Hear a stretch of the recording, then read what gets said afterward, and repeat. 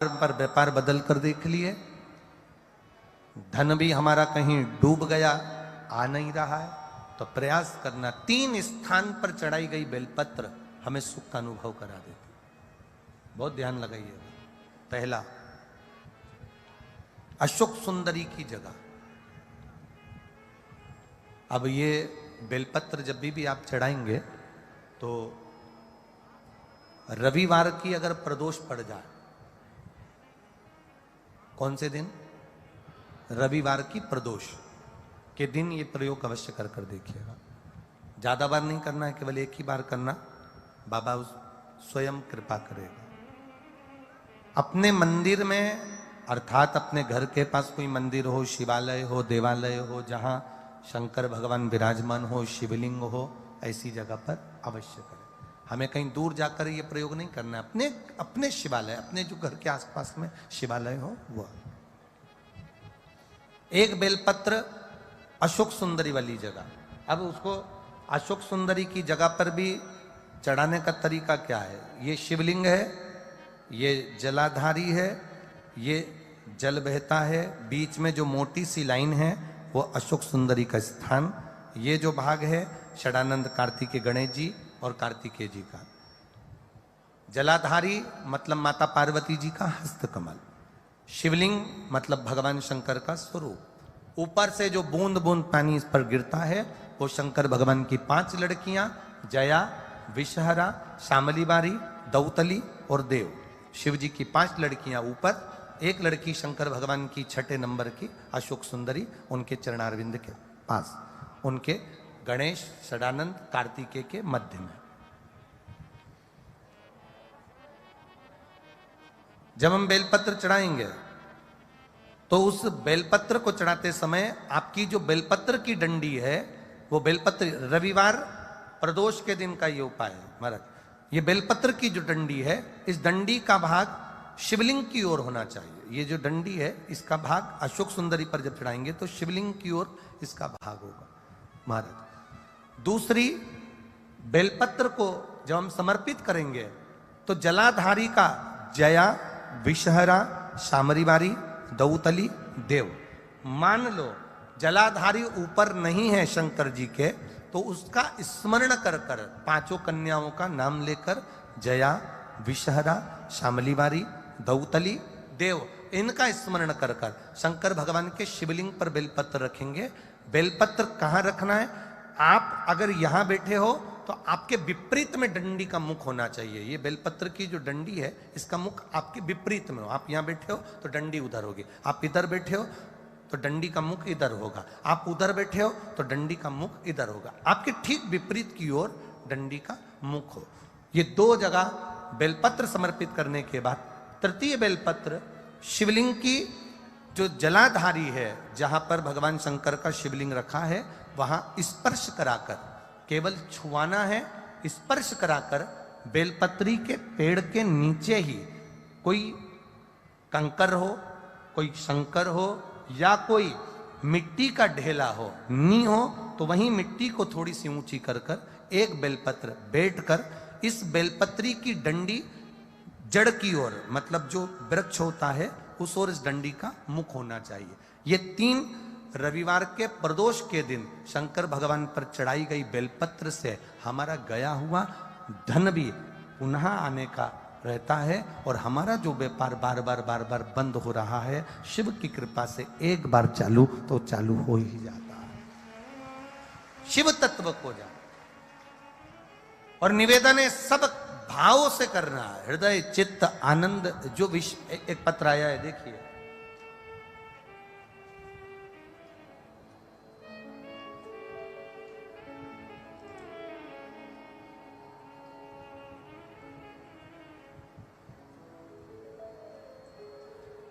मैं सुशीला देवी भिवानी राजस्थान से आई हूं। कहीं बैठी हो सुशीला देवी तो हाथ हिला सकती हैं। भिवानी राजस्थान। मैं सुशीला देवी भिवानी राजस्थान से आई हूं। गुरुदेव, मैं बाबा का क्या वर्णन करूं। मेरा लड़का सरकारी नौकरी की तैयारी कर रहा था पर उसका जॉब नहीं लग पा रहा था।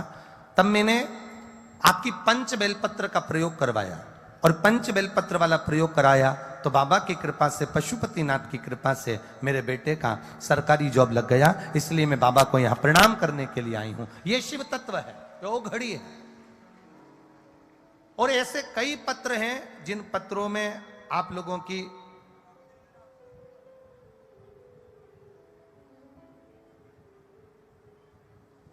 नौकरी के लिए आप लोगों ने बाबा से प्रार्थना करी, और इसमें कई पत्र हैं जिनके सबके जॉब बाबा ने लगाए। कितनों का वर्णन करें, कितनों के लिए।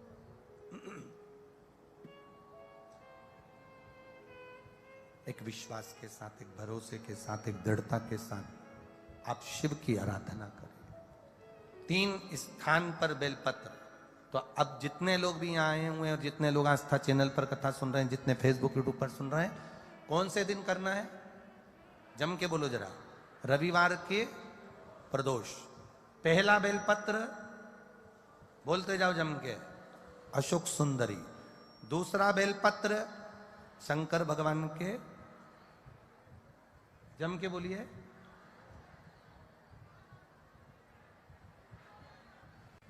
जम के बोलो जरा। दूसरा बेलपत्र शिव लिंग के ऊपर 5 कन्याओं का स्मरण कर कर नाम बोलेंगे सभी। जया, विषहरा, श्यामली बारी, दौतली, देव, ये 5 कन्याओं का स्मरण करके शिवलिंग। तीसरा बेलपत्र जलाधारी, जहां शिवलिंग रखा हुआ है उस जलाधारी पर स्पर्श कराकर, और वो बेलपत्र का भाग ले जाकर बेलपत्र के वृक्ष के नीचे। अब बेलपत्र के वृक्ष के नीचे ऐसा क्या होता है गुरुजी कि बेलपत्र के वृक्ष के नीचे भी बेलपत्र चढ़ाने का फल मिलता है? ऐसा है क्या? तो महाराज, कुर्म पुराण अध्याय 23 कभी ध्यान से पढ़ना उसको। स्कंद पुराण को ध्यान से पढ़ना। कभी मौका मिल जाए तो गर्ग संहिता को स्मरण करिएगा, और कभी मौका मिल जाए तो विष्णु पुराण, नारद पुराण का स्मरण करिएगा, और कभी मौका मिल जाए अगर हो तो नरसिंह पुराण का भी स्मरण कर कर आप उसमें पढ़ेंगे कि बेलपत्र के पेड़ के नीचे एक बार भगवान नारायण ने लक्ष्मी को सेवा के लिए रोका है।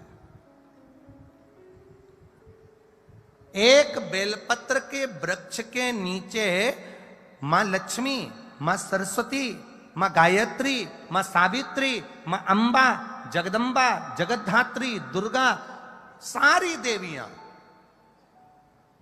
सारे भैरव, सारी भैरवी, सारे देवता उस बेलपत्र के वृक्ष के नीचे रहते हैं। प्रदोष के दिन ये केवल एक सहजता बात नहीं है महाराज। 12 महीने की शिवरात्रि, हर महीने एक शिवरात्रि आती है, 12 महीने प्रदोष आती है, और भगवान शंकर का स्वरूप हम लोग जब पूजते हैं, स्मरण करते हैं, हम तो कई कई बार कह चुके महाराज। इसमें एक पत्र किसी ने भेजा है, उस पत्र में किसी बहन ने लिखा कि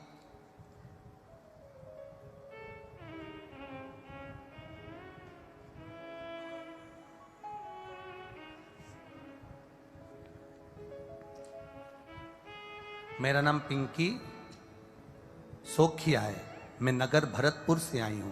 ये पुष्टे पर उन्होंने लिख के भेजा है, लाई होंगी हवा करने के लिए, लिखा है पुष्टे पर। कहीं बैठी हो पिंकी सोखिया, मैं नगर भरतपुर से आई हूं। कहीं बैठी हो तो अपने दोनों हाथ हिला सकती हैं, पिंकी सोखिया। इन्होंने पत्र में लिखा है, गुरुजी मैं क्या वर्णन करूं, आप व्यासपीठ से कह देते हो शंकर भगवान के उपाय, हम दिल से करते हैं ना। एक दुकान थी गुरुदेव, वो कभी नहीं चलती थी, बहुत दुखी थे। आज बाबा ने ऐसा हाथ पकड़ा कि पहले नंबर पर दुकान मेरी चल रही है, और मैं बाबा को यहां प्रणाम करने आया। ये शिव तत्व है, यो घड़ी, ये त्रिकालदर्शी या कैलाशी अविनाशी है। उसका किया गया भजन, उसका किया गया स्मरण, उसकी भक्ति हमें सुख प्रदान कर देती। अरे खाली न जाता कोई, बोलो बोलो जम के, खाली ना जाता कोई तीनों पंडाल के बोलिए जरा, दर से तुम्हारे मैं भी खड़ी हूं नन्ही बाहें पसारे, अपने हृदय लगा लो गिरा जा रहा हूँ, उठा लो भोले अपने दर से अब तो न टालो, गिरी जा रही हूँ, उठा लो। दिल से पुकारो उसको, दिल से कहो उससे, सुनेगा। आधा मन तुम्हारा कहीं लगा है, आधा मन कहीं लगा है। हम तो कई बार कह देते हैं, जो माताएं सीरा बनाती है हलवा, तो आटा सेकती है ना, रवा सेकती है, सूजी सेकती है, और वो सूजी अगर सही नहीं सीखी हो, रवा सही नहीं सीखा हो, आटा सही से नहीं सीखा हो, तुम उसमें कितना ही घी डाल दो, कितना ही पकवान डाल दो, कितनी बादाम डाल दो, कितनी काजू डाल दो, अगर वो आटा सही नहीं सीखा, अगर वो सूजी सही नहीं सीखी, अगर वो रवा सही नहीं सीखा, अगर वो बेसन सही नहीं सीखा, तो ईमानदारी से बोलना, हलवे में, सीरे में आनंद आएगा क्या? स्वाद आएगा क्या? नहीं आएगा। सीरे के लिए आटा सबसे अच्छा सिखा होना चाहिए, रवा सिखा होना चाहिए, इसमें घी से मतलब नहीं है, इसमें बादाम काजू से मतलब नहीं है। अगर आटा अच्छे से सीख गया, सूजी अच्छे से सीख गई, रवा अच्छे से सीख गया, बेसन अच्छे से सीख गया, तो पक्का उस हलवे में, उस सीरे में स्वाद आएगा। उसी तरह आप भी भगवान की भक्ति में अच्छे से रम गए तो तुम जो करोगे परमात्मा आपको ला कर देगा, ये निश्चितता है। आप उसमें रमो तो। हम बनावट से जरा दूर तो हटे, हम तो बनावट में लगे। तिलक लगा लिया तो बहुत बड़े महाराज हो गए, बहुत बड़े, हमारे बराबर कोई शंकर जी का उपासक नहीं है। खूब सारी माला पहन ली तो हमारे बराबर शंकर जी का उपासक नहीं। कपड़े चेंज कर लिए तो हमारे बराबर कोई शंकर का उपासक नहीं ना।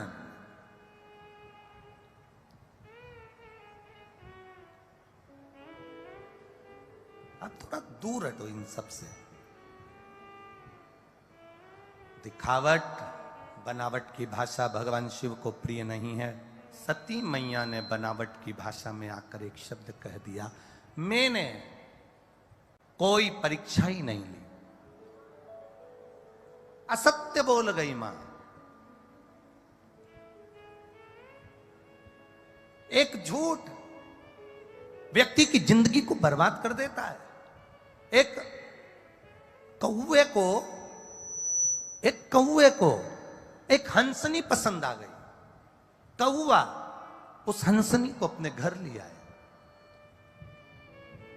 अब हंस को बड़ा दुख हुआ। हंस ने थाने में जाकर रिपोर्ट कर दी, मेरी हंसनी को कौवा ले गया, मुझे मेरी हंसनी दिलवा दो। थानेदार ने रिपोर्ट लिख ली, केस चालू हो गया, अदालत में बात पहुंच गई। कौवे को मालूम पड़ा कि हंस ने केस लगाया है हंसनी के लिए और ये अदालत तक पहुंच गई है बात, तो कौवा जज के घर गया और जज के घर जाकर कौवे ने जज साहब से कहा, जज साहब, व्यक्ति की 7 पीढ़ी बैकुंठ में है कि नरक में, या तो कौवा जानता है या ब्राह्मण जानता है। इसलिए श्राद्ध में दोनों की महाप्रसादी होती है, दोनों का भोजन होता। ब्राह्मण भी जानता है कि 7 पीढ़ी कहां है और कौवा भी जानता है 7 पीढ़ी कहां। मैं आपकी 7 पीढ़ी को देख रहा हूं, आपके दादा परदादा को देख रहा हूं। मैं, अगर तुमने मेरा एक काम कर दिया, हंसनी को मेरा बना दिया अदालत में, मैं तुम्हें जीते जी तुम्हारी 7 पीढ़ी से मिला दूंगा। जज साहब, बस एक काम तुम्हें करना है, मेरी हंसनी बना देना है। कौवा कहकर चले गया। जज साहब कुर्सी पर बैठ गए, निर्णय चालू हुआ। निर्णय सुनते सुनते जज साहब ने निर्णय दे दिया कि हंसनी हंस की नहीं, हंसनी तो कौवे की है। हाहाकार मच गया पूरी अदालत में। ये निर्णय गलत हुआ है, पर बोले तो बोले कौन, निर्णय जज ने दिया है। जज ने निर्णय दिया, हंस रोता हुआ बाहर निकल गया।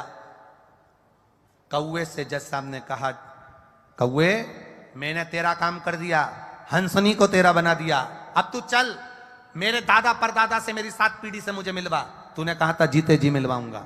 कौवा कहता है मेरे पीछे चलो। कौवा आगे आगे उड़कर चला, जज साहब गाड़ी लेकर पीछे पीछे चले। चलते चलते चलते चलते चलते एक घने जंगल में पहुंच गए। नगर से बाहर, खेड़े से बाहर, शहर से बाहर, गहरी खाई के पास पहुंच गए। कौवे ने जज साहब से कहा, आओ गाड़ी से बाहर निकलकर। जैसे ही जज गाड़ी से बाहर निकला, बहुत तेज बदबू आ रही थी। जज ने मुख पर रुमाल रखा, रुमाल रखकर कहता है, यहाँ कहां लेकर आ गया? कौवा कहता है, जज साहब आगे तो आओ। जज और आगे आए, एक मरा हुआ कुत्ता पड़ा था। उस मरे हुए कुत्ते के पास में 2 इल्लियां थी, एक सफेद एक काली। उसी समय पर कौवे ने कहा, जज साहब ये जो 2 इल्ली दिख रही है, ये तुम्हारे दादाजी और तुम्हारी दादी जी हैं। कौवा तू तो कहता था मेरे दादा दादी बैकुंठ में, मेरे दादा दादी तो अच्छी जगह पर बैकुंठ में विराजमान है, तू तो मुझे जीते जी मिलवा रहा था, फिर ये नरक में मेरे दादा दादी को, मेरे माता पिता को तू इस नरक में क्यों दिखा रहा है?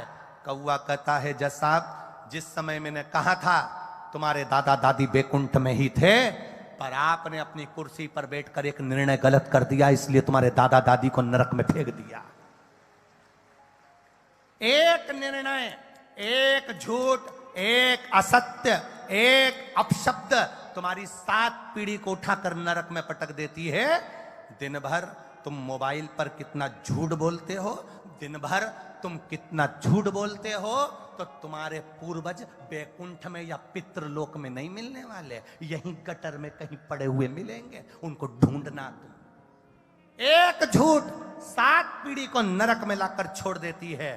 तो दिन भर में कितना झूठ बोलते हो, कितना कपट करते हो, कितनी बेईमानी की जिंदगी जीते हो। जरा विचार करना कि हमारे पूर्वज क्या बैकुंठ में मिलने वाले हैं? हमारे पूर्वज क्या स्वर्ग में मिलने वाले हैं? एक झूठ 7 पीढ़ी को नरक में पटक देता है।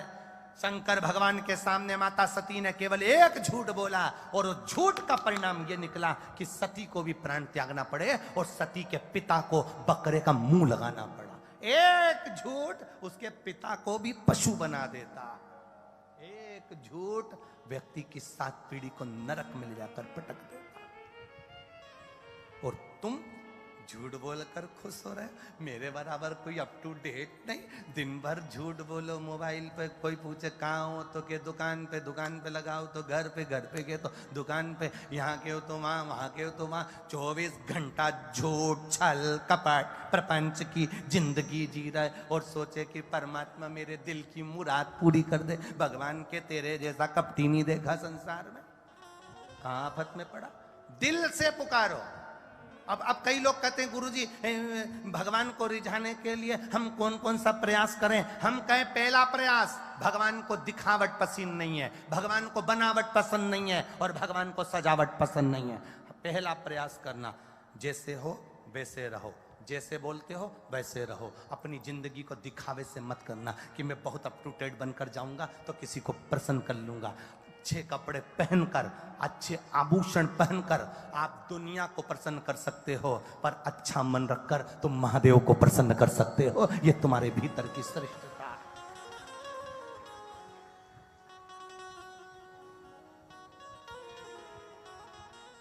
हम परमात्मा को प्रसन्न करने का प्रयास तो करें। अभी कल अभिषेक होगा, कल रात्रि को 9 बजे से 10 बजे तक हम अभिषेक करेंगे। सब अपने अपने घर में पार्थिव शिवलिंग का निर्माण करेंगे। कई ऐसे भी होंगे जिनके भीतर शंका का समाधान नहीं हो पाएगा। करें ना करें, क्या करा जाए? रात्रि का अभिषेक करेंगे ना करेंगे? शिवरात्रि का अभिषेक करें कि ना करें? ऐसा तो नहीं, वैसा तो नहीं। तुम अपनी, और कई लोग आपको भड़काने का काम करेंगे कि कैसे भी अभिषेक ना हो, ना करें, और आप उनके कहने में आकर अपनी जिंदगी को फिर 1 साल के लिए पीछे धकल दोगे। फिर मौका ये सावन की शिवरात्रि का नहीं मिल पाएगा, फिर अधूरे रह जाओगे, और वो इंतजार तुम्हारा बना के बना रह जाओ। करो उसकी प्रार्थना।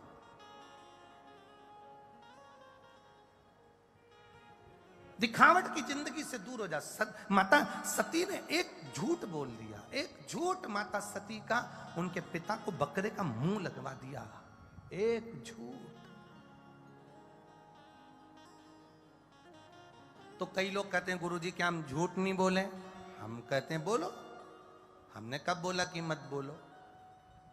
भगवान ने खुद कहा है पृथ्वी पर जाओगे, परिवार को चलाना है, बच्चों को पालना है, परिवार को संभालना है, तो तुम सत्य की जिंदगी नहीं जी पाओगे। इसलिए तुम्हें थोड़ा ना थोड़ा झूठ तो बोलो, बोलो जम के बोलो, बोलना पड़ेगा। हम भी कह रहे हैं बोलो झूठ, मना नहीं है, हम बिल्कुल मना नहीं करेंगे, क्योंकि हम कह भी देंगे तो तुम कौन सा सुधरने वाले हो कि हमारे कहने से तुम झूठ बोलना बंद कर दोगे? बोलो झूठ, पर कितना? जैसे आटे में नमक डाला जाता है, इतना सारा आटा, उसमें इतना सा नमक, स्वाद के बराबर। झूठ बोलो पर दिन भर नहीं, 24 घंटे नहीं, आटे में नमक के बराबर बोलोगे तो रोटी भी पच जाएगी और तुम्हारा जीवन भी संवर जाएगा। थोड़ा सा झूठ बोलो। कहां बोलो? अगर पक्का झूठ बोलना है तो कोई कसाई गाय को काट रहा है, कोई कसाई गौ माता को लेकर जा रहा है, कोई कसाई गाय को काटने लेकर जा रहा है, तब झूठ बोल दो ये गाय मेरी है और छुड़ा लो। वो झूठ तुम्हारी 7 पीढ़ी को तार देगा, वो झूठ तुम्हारी जिंदगी को सार्थक कर देगा। कोई बेटी के साथ दुराचार हो रहा है, कोई बेटी के साथ अत्याचार हो रहा है, उस जगह पर खड़े होकर के दो ये बेटी मेरी है, मेरी पुत्री है, उस बेटी को बचा लो, वो तुम्हारी 7 पीढ़ी को तार देगा। झूठ बोलने के भी स्थान है, कहां कहां पर झूठ बोला जाता है, उस स्थान का प्रयोग करो।